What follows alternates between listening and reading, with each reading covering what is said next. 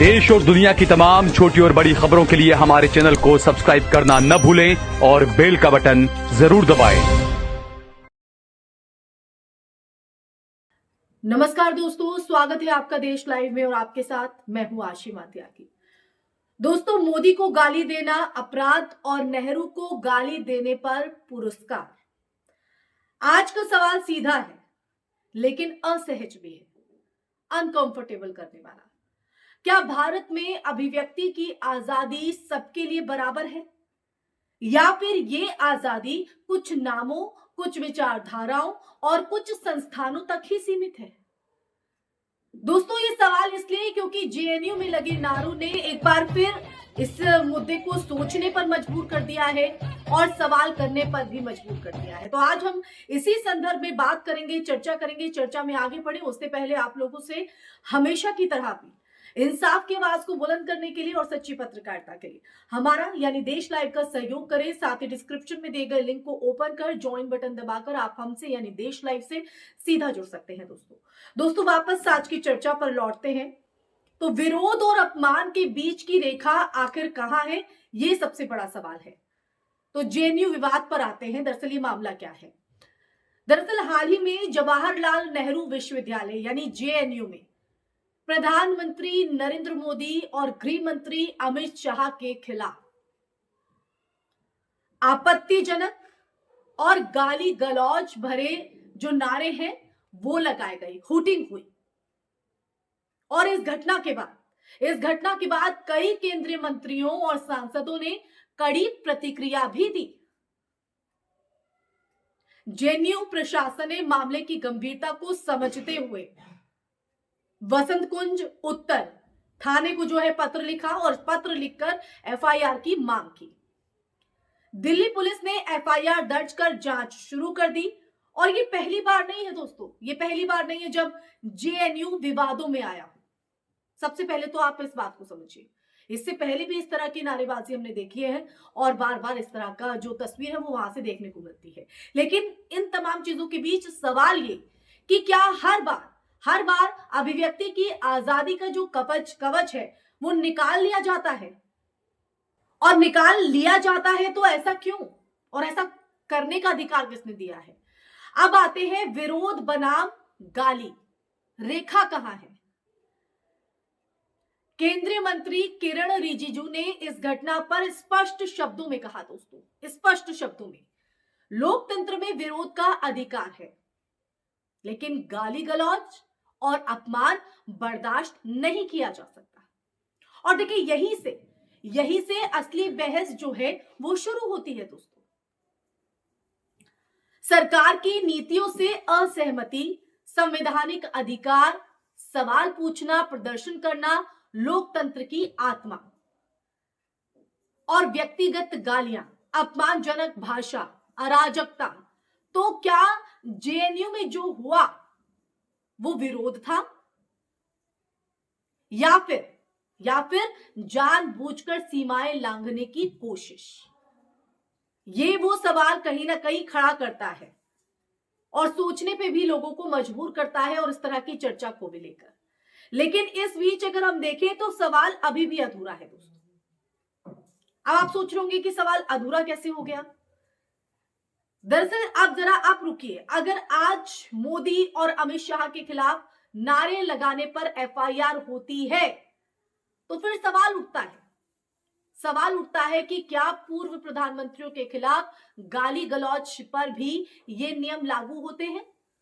तो देश में कई बार दोस्तों पंडित जवाहरलाल नेहरू पर, सरदार पटेल पर, यहां तक की बात करें अंबेडकर पर भी, जी हां, अंबेडकर जी की व्याख्याओं को भी तोड़ मरोड़ कर अपमानजनक जो टिप्पणियां हैं वो की गई है। ये वो तमाम नाम हैं जिन्होंने देश में अपनी एक अलग पहचान बनाई, भूमिका निभाई। कुछ मामलों में किताबें भी लिखी गई, सेमिनार भी हुए, पुरस्कार भी मिले और सब कुछ अकादमिक स्वतंत्रता कहकर सही ठहरा दिया गया।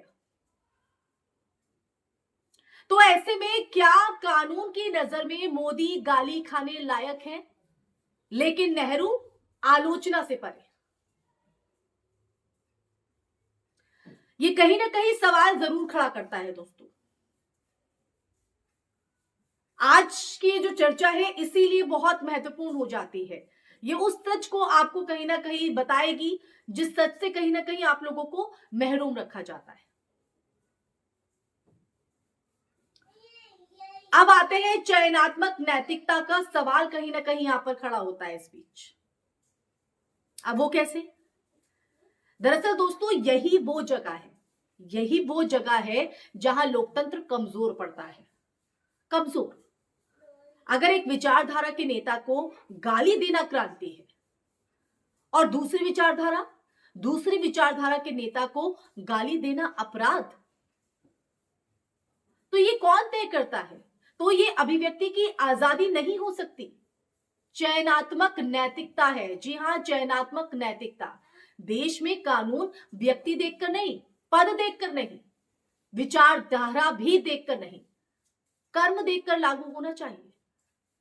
चाहे वो मोदी हो, नेहरू हो या फिर कोई और हो, आम हो, खास हो, कोई और हो। समझ रहे हैं ना आप दोस्तों? कोई और हो। लेकिन अगर किसी के कर्म सही नहीं है तो उसके तहत उसको सजा मिलनी चाहिए। लेकिन यहां पर आप देखिए तो धर्म देखकर, नाम देखकर, पहनावा देखकर अपराध को जो है वो तय किया जाता है। अब आते हैं संस्थानों की जिम्मेदारी और जेएनयू की भूमिका पर। यह भी बहुत महत्वपूर्ण है। जी हां दोस्तों, बहुत महत्वपूर्ण। जेएनयू जैसे प्रतिष्ठित संस्थान नेताओं को गाली देने की फैक्ट्री नहीं बल्कि विचार पैदा करने की प्रयोगशाला होनी चाहिए। अब आप सोच रहे होंगे कि मैं ऐसा क्यों कह रही हूं? क्योंकि अगर छात्र सवाल उठाते हैं, बहुत अच्छा।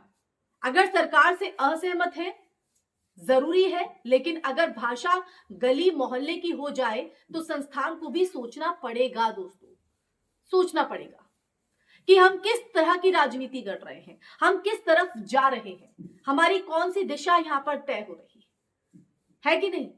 आप खुद से ये सवाल पूछिए और ये सवाल पूछने के साथ जवाब भी ढूंढिए दोस्तों, क्योंकि अगर सवाल हमारे पास है तो जवाब भी हमारे पास है। बस हमें ढूंढना है, अपने मन के भीतर कहीं ना कहीं झांकने की जरूरत है, खुद को जागरूक करने की जरूरत है।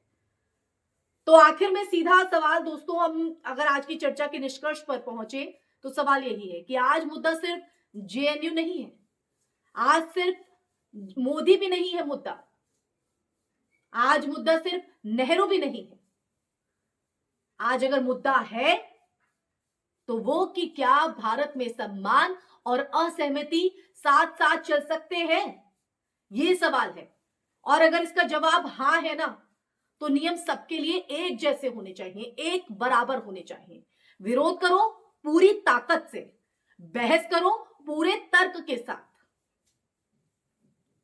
लेकिन गाली को विचारधारा मत बनाओ, माहौल मत खराब करो, क्योंकि गाली लोकतंत्र को मजबूत नहीं दोस्तों, कमजोर ही करती है। इसी के साथ इस चर्चा में फिलहाल के लिए बस इतना ही। ये चर्चा आपको कैसी लगी कमेंट सेक्शन में कमेंट करके जरूर बताइएगा। इस वीडियो को ज्यादा से ज्यादा शेयर कीजिएगा, हमारे चैनल देश लाइव को सब्सक्राइब कीजिएगा। फिर हाजिर होंगी ऐसे ही चर्चा लेकर, तब तक के लिए अपना ख्याल रखिए। जय हिंद, जय भारत, नमस्कार।